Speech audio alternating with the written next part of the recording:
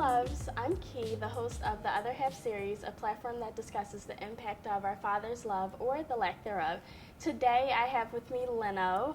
He is a man of many, many titles. He is the founder of the Overcame Foundation, the outreach manager for Treehouse Books, an educator and also a speaker, from commencement speaking to TEDx talks. He speaks all over the world, and today he is here to speak with us.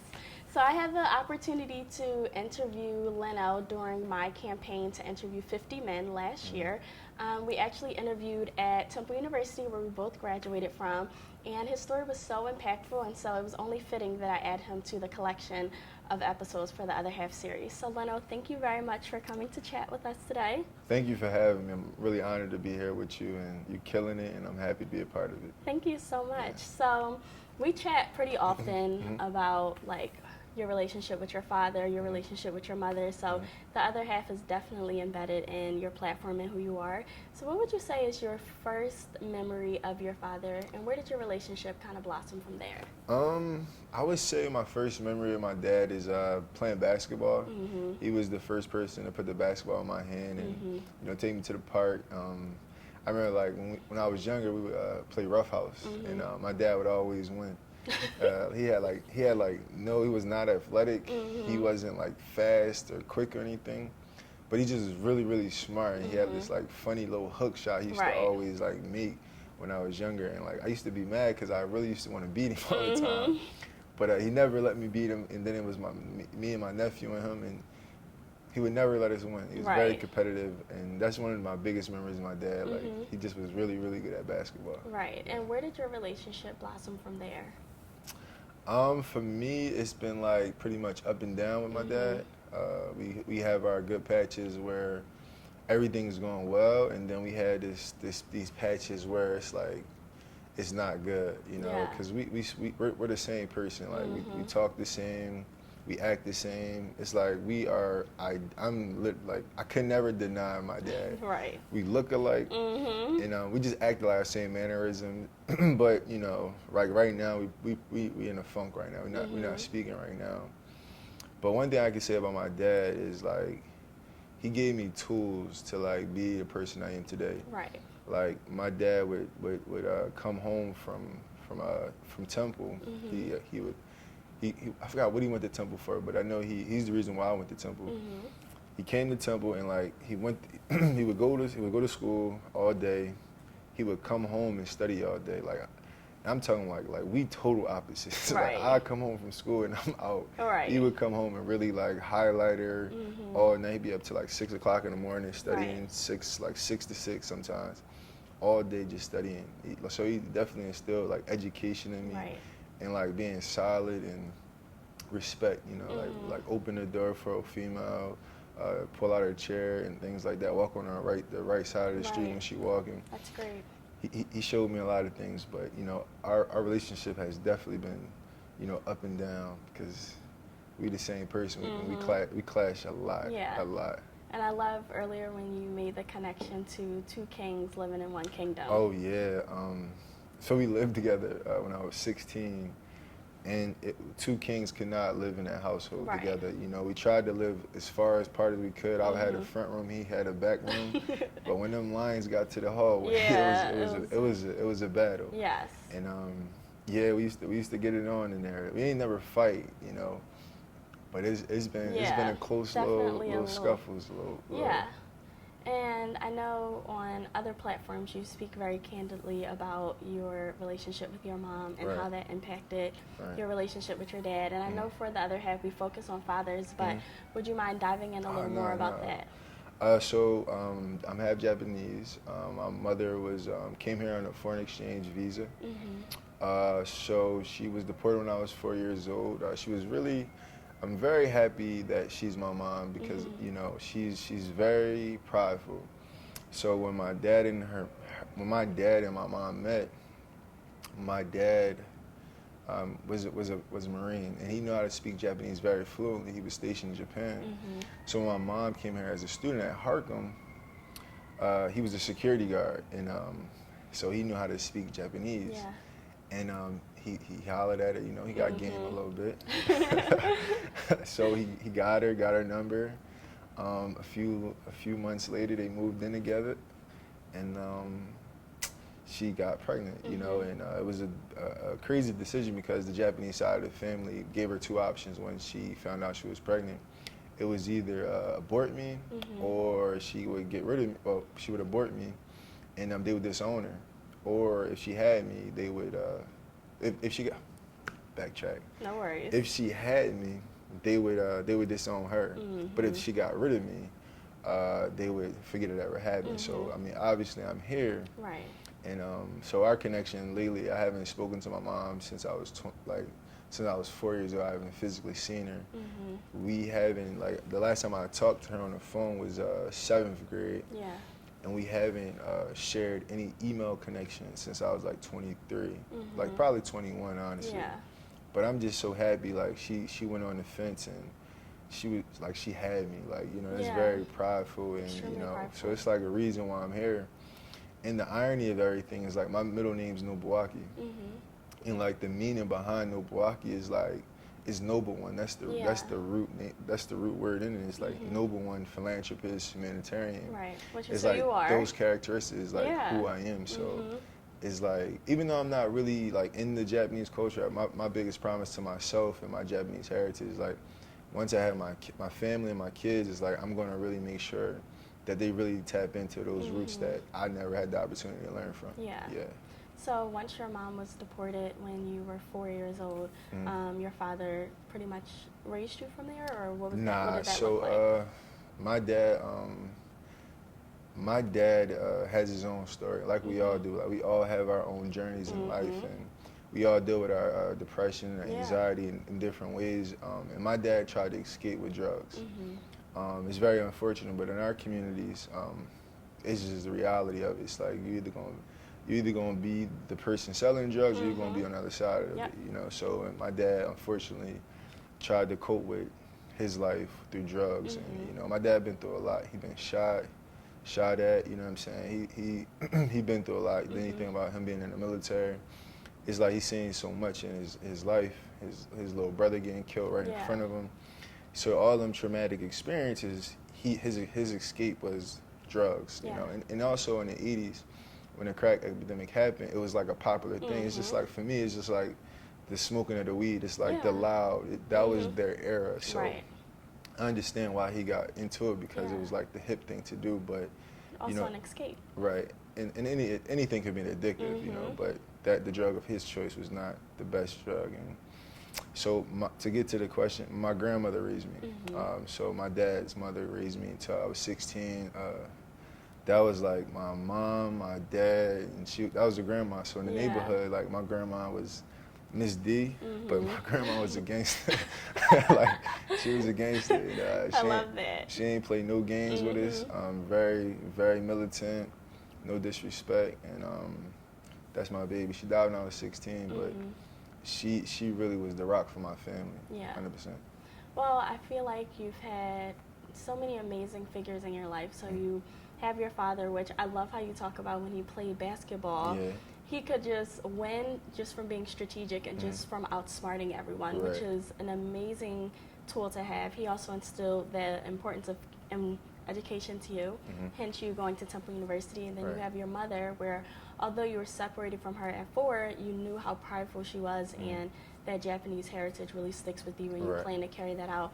And then you have your grandmother, who was pretty much like your foundation, and who really built you up. And I feel like each one of those characteristics make up the man that I am able to interact with, and the humanitarian, the founder, the speaker. So I feel like all of these experiences really shaped you. And what ways would you say shaped you the most? All right, so all the experiences I've been through really shaped and cultivated who I am today. You know, in my neighborhood, I like to say we dehumanize as human beings, because our norms aren't really the norms, you know, and then we see TV and we project that this is how life is supposed to be on TV, like watching Nickelodeon, the Rugrats, they got their families and everything, and then you in the hood, it's like, yo, the person next door to you, his mom on drugs, his dad on drugs, his pop in jail, his mom strung out.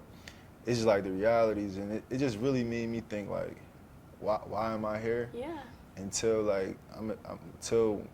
So I was running around a little bit. I wasn't like I was the brains of my group, I would say. Mm-hmm. Well, growing up for us, it was like, yo, reading is corny. Mm-hmm. You know, like, you reading, like, you weird. Right. Like, you really taking homework serious, Yeah. bro. And sometimes you be like, you going to school, like, yo, you went to school all week. All week. Like, You're a weirdo. That's how it was for some of Mm-hmm. us.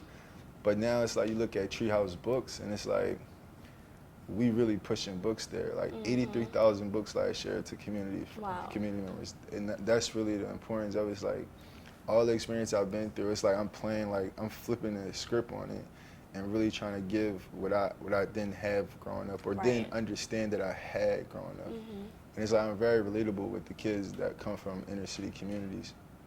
So it's like those situations really helped me be who I am today.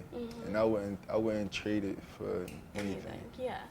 So I think what's beautiful about your story is that you turned all of that trauma, not just for yourself, but also the trauma in your neighborhood, and you pushed it into purpose. And so you have the Overcame Foundation, you have your position at Treehouse Books, you go around the world and you speak and things like that. But aside from pouring out to other people, what steps have you taken to pour into yourself, to heal yourself as well? All right, I'm so happy you asked that. Because one thing that I forgot to mention is, like, through all this that I've been through, it's like it made me look for an escape, and like it was church, you know, it was really church. It was like times when I was like 13 and I'm experiencing all this, and I would walk down to the church I go to today, Mount Carmel, like 13, going to church by myself. Right. And I was going to 2 services. You know, my grandma used to be like, yo, why are you going to these? I'm like, yo, Nana, I need this right now. Yeah. And Mount Carmel, and like it was under the leadership of Pastor Campbell when I first joined. And it was just like, it was like my first, like, it was like a breath of air just being in a space where, you know, my family is very Christian. Like, everyone in my family is a church, but to me, it was like I wanted to go to my own church. Right. And so, like, really, like, church, you know, like, I thank God for Mount Carmel. I say, like, Easter Sunday, 2015, me and my friend Dan did go to church for the first time in a long time. And it was just like, I felt like it was so packed in the church that, like, they had to, like, go to the fellowship hall and get, like, fold-out chairs for us. And I felt like God was just telling me, like, yo, come back to church, you know, because Overcame was like, Overcame was already a thing. But it was like, because my hood is the O, like 60th Street is the O. And it was just like, I had rappers and I had, like, some old other stuff going on. But going to church, it really kind of reversed all that and, you know, turned it to positive. But it was like, Pastor Moore was speech, I forgot what he preached about, but I felt like God was using Pastor Moore to tell me to, like, use Overcame to, like, be the person, like, to like, be the voice for this neighborhood, you know. And if it wasn't for Mount Carmel and the experiences at Mount Carmel, I wouldn't be who I am today. And it's like, my relationship with God is, like, is real cool. Like, when I was preparing to speak, it's like I'm listening to church songs, you know, like I go to church almost every Sunday. Right. But if I'm not in church, I'm always like, I'm listening to sermons on my phone. And then, like, I'm blessed with some church friends, like, you know, our friend Cortland. You know, me and Cortland tap in a lot and talk about God and, you know, being submissive to God and really, like, being more godly. Right. And then, you know, in the universe, you know, you meet people that'll walk up to you, and this happened to me a few times, like, yo, you've been chosen. And I'm like, yo, it's a reason why that happens, you know. And I just look at that, and, like, the connection I had with God is just like, if it wasn't for these situations at church. I know I keep saying it, but it's just literally the facts. Like, if it wasn't for Easter Sunday 2016, I wouldn't have went to Temple. You know, I'd probably be locked up. Yeah. That's the real, you know, like, that's the real. That's amazing. Yeah. So what have you learned about yourself throughout this whole process? Because I feel like you always had the foundation of who you were, but let's say when you were on the other side where you weren't being as positive and productive with what you were doing in your life, I feel like you still had the foundation and you still were a leader, you still were the brains of your group. So I feel like the foundation of who you are has always been there as you transition, but what have you learned about yourself throughout this transition? I learned that I need to keep learning. That's the honesty. It's like I used to think I was the expert in everything, and my voice was like the last voice. Yeah. And I learned that, you know, Jade, my co-founder, Overcame, always would say I would talk to respond. And it's like, that really was me. I could say it now. I used to like love talking to people and like just, I couldn't wait for me to talk. Like I just couldn't wait for me to just have my response ready. Like I wouldn't even be listening. I'd be like, I can't wait to hit you with this fact. I can't wait to hit you with this. But now it's like, what I learned is like, I really need to listen now. Yeah.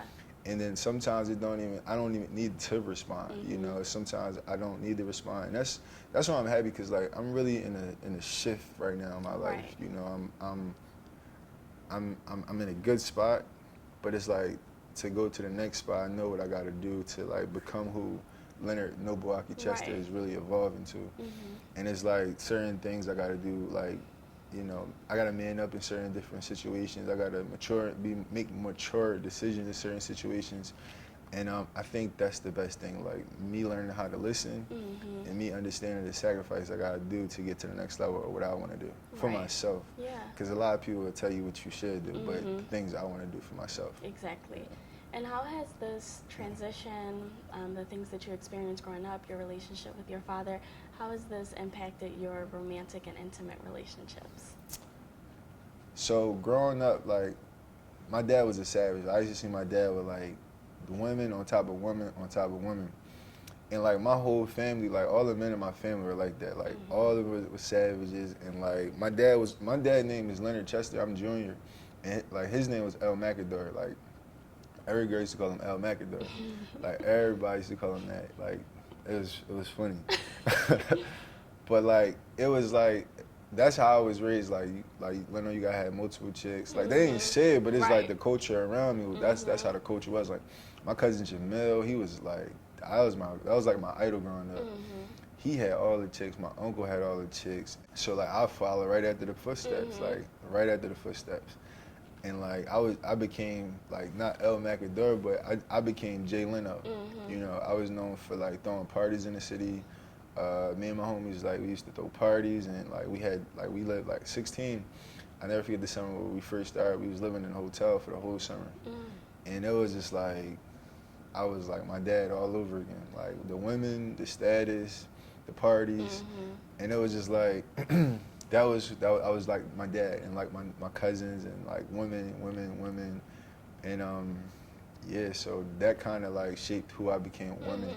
And I think like also like the abandonment from my mom, it was like I didn't know how to treat women like growing up. Like I never seen it either. Like, no one in my family's married. Like no one in my family's married. I have been to probably 2 weddings in my whole life, and that was like Cortland's wedding a few months ago, and then someone else's wedding that I just met. So it's like, I want to go to a wedding. Let me go to his right quick and see what it's like. So like I never seen like a couple, so it's like this is what I'm supposed to do. So you know, it's still some of that. Like I mean, I'm a good looking guy, 100%, and you know, I got a nice thing going for myself, and it's like the same thing. It's like the women are pretty like, dating is like easy, you know, it's easy. But I'm real selective now, or like who I'm giving my time to. And I think like that's the maturity that I'm going. It's like I'm maturing because I used to give my time to everybody. Now it's like I'm very selective. Who I believe I know what I want in a partner now. I know I still have some maturing to go through. You know what I'm saying? I'm still learning myself, but also to go back into all those experiences I went through with women, just like in my life on 60th Street, I had to really go through those situations to become the man that I'm gonna be for my family. You know what I'm saying? So I dated a lot of women. They not there no more. You know, I thought I had some serious relationships. They didn't pan out. But now I know like I don't have to rush anything. And yeah, so I'm happy. Like everything I've been through, I'm happy. Like as far as career, business, women, you know, anything. So I'm happy. Right. Yeah, I totally understand that. A few episodes ago, I did an episode with the other half of Manhood, and they talked along the lines, some of the same things you talked about, with how abandonment impacted them, how not seeing those healthy relationships growing up impacted them. But again, I think just like everything that you experienced before, you used it to grow and become a better person. I feel like in the same way in your romantic realm, you're the same. And you're going to transition and grow the same way, and you'll create your own legacy outside of what you saw growing up. So what kind of father do you hope to be? I want to be there like 100%. I want to make sure like I set it up where as though like I won't miss their like if they play soccer, if they play basketball, if they play whatever they play, I want to make sure I'm there. I want to be the dad that take them to school. Like I want to help them get ready in the morning. Like I want my kids to be like real excited when they see me. Like, yo, that's daddy right there. Right. Like I can't wait for that. And it's like I want to be also I want to be like Will Smith. Like honestly, like I really like Will Smith and his kids because like he set the foundation for them to do anything they wanted. Like you look at Willow, she like do anything with her hair. Right. It's like I think they're like liberated. Like they don't confine to social norms. They just do them. And it's like when you grow up in a city, you know, I feel like certain parents figures put in my life was like they put their fears on me. You know, it's like Leno, you can't do that. JR, you can't do that. It's not possible. Right. You know, it's not obtainable. And it's like I don't want to put no barrier on my kid. Like if my kid want to be like, cause I'm the type of person like I'm like, yo, I'm gonna be a doctor tomorrow, and I want my kids to be able to feel like if they want to be a surgeon Tuesday, and on Thursday they like, yo, I'm just gonna be an artist. I'm gonna be able to like set the platform for my kids and set them up for success. If they want to go to college, I want to make sure I pay that. You know, I don't want them to go through the student loans. Right. And if we have to go through that, you know, I'm still gonna be the man for that. You know what I'm saying? I'm gonna make sure that I lay the foundation for my kids, and also I want to be the protector. You know, it's a lot of different things in these communities. Don't matter. Like I lived in the hood, I lived in suburban areas, and it's problems every place we go. And I just want to be able to have a space where my kids can have fun, understand that I'm the parent, but also we have a safe space where we just talk about everything. Because I feel like some things like I wouldn't talk to my dad about. Like there's certain things I couldn't talk to him about, and there's certain things I couldn't talk to my grandma about. Yeah. You know what I'm saying? But I had like my cousin Delia. I could talk to her about anything. But it's like I want the space where like I could, if my kids like feeling bad, like I could set that space where we could talk about it. If they feeling good, I want to hear that too. But I want to be excited for both spectrum. You know what I'm saying? So I want to be excited for both of them. But I feel like I'm gonna be a good dad. You know? Yeah, because, I know you'll be a great dad. And my dad joked with it. He's like, yo, I taught you everything not to do as being a parent. And I honestly, I think my dad don't give himself enough credit, you know, for helping me because like if he wasn't who he was, I would not be who I am. You know what I'm saying? So that's my guy.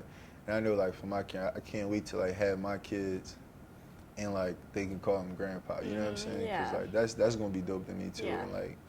And then like I want a big family too. I want like 5 kids, 3 to 5 kids, and I just want to make sure like they set. Like I don't want them to see nothing I seen. Yeah. And if they did, you know, I would understand. So I'll be able to talk to them, and also I'm gonna learn from them too. Yeah. For sure. They're gonna be fly too. Yeah. Like, for they're gonna sure. be fly. And so my final question to you is, with so many traumatic experiences you had just as equally accomplishments that you've made and things like that, what advice would you give someone that's in your shoes, whether they're experiencing their mother not being in their life or being raised by their grandparents or losing close friends and wanting to do something better with themselves? What advice would you give them? My advice would be understand that it's a reason why you're on this earth. I think like a lot of us we get so headstrong and we forget like what really matters, like the core values of like what really matters. And I think like we battle in our head so much. It's like are we gonna be great, or are we gonna just like just be stagnant? And I just want them to just know that if they woke up this morning, they're blessed. Yes. You know, that's just greatness already in the atmosphere. Like just waking up is already greatness. Cause it's a hard question because I think everything case by case, but like for the people in my neighborhood, I just want them to know, like, yo, it's possible. Like, Yeah. it's a whole nother side of life. And I never thought, like, I would be who I am. You know, I used to have this dream, like, when I was young. And I'm sorry I'm going off the question, but this is, like, on my head. I used to think I was going to have, like, 2 jobs. Like, I thought, like, I ain't gonna lie, like, I thought I was going to have, like, 2 jobs, like, working real hard and living in the hood. That was, like, my dream. Until, like, my old head, Chris, he took me to, like, my first mansion. And, like, we stayed there for, like, 2 weeks. And I was like, yo, this is possible, you know? And then it was just, like, I just want to be able to give those experiences to people in my neighborhood. It's like, I still tap in with them. It's like, for that person that's been depressed or fighting adversities, then they think that the world is over. It's a reason why you're here. Yeah. Like, it's a reason why you're here. It's a reason why you're going through that struggle. It's a reason. I remember, like, reflecting on my life, I used to kind of not hate my mom, but resent my mom until, like, I got 22-ish. You know, I'm like, damn, like, look at that sacrifice, you know? Like, she don't have to do nothing else. Yeah. Like, she don't have to do brought you anything. to She this brought me world. to this world, and she don't owe me nothing after that. And I think, like, once I got on that side of the trauma, I was, like, so happy. Right. But now I understand why I was in that situation. And then, like, every battle and every obstacle I face, I understand the why of that. And I think, like, once we understand the whys, like, and we build our wisdom and our strength in our mind, and then we go through that next hurdle, we have that strength and that wisdom and that courage now because we went through that experience, and the problems are going to get bigger as we get bigger and as we get more successful. Yeah, and I just think, like, we just gotta live, man. We just gotta live. I agree, because I think that what has really shaped me, I grew up in the inner city as well, Right. and what has really shaped me was exposure. Right. Like, you said that your dream was, like, to just have 2 jobs and live in the hood, and you just thought, I'm going to be hardworking and successful Right. at that, until you were able to see a mansion. Right. And you were in the streets, but then you went to church, and you were able to see, like, have a community there. So I think exposure is really what opens people's eyes to what else is 100%. out there. 100%. Like, even for the other half, I studied abroad, lived with the host family, and was able to see what a marriage looked like and a father-daughter relationship looked like. And not only did that spark something in me to learn more about myself and learn more about how I was impacted, but now I'm finding out how you were impacted and how Right. other women and other men were impacted. And so I think you just need a little bit of exposure sometimes. Right. So my advice to them as well, just adding on to what you said, is find other opportunities and mentors and outlets that looks like the total opposite of what you see in your community. Right. That exposure will open your eyes and let you know that there's so much more out there for you. 100%. So I want to cheers to the other half of Overcoming. Yep.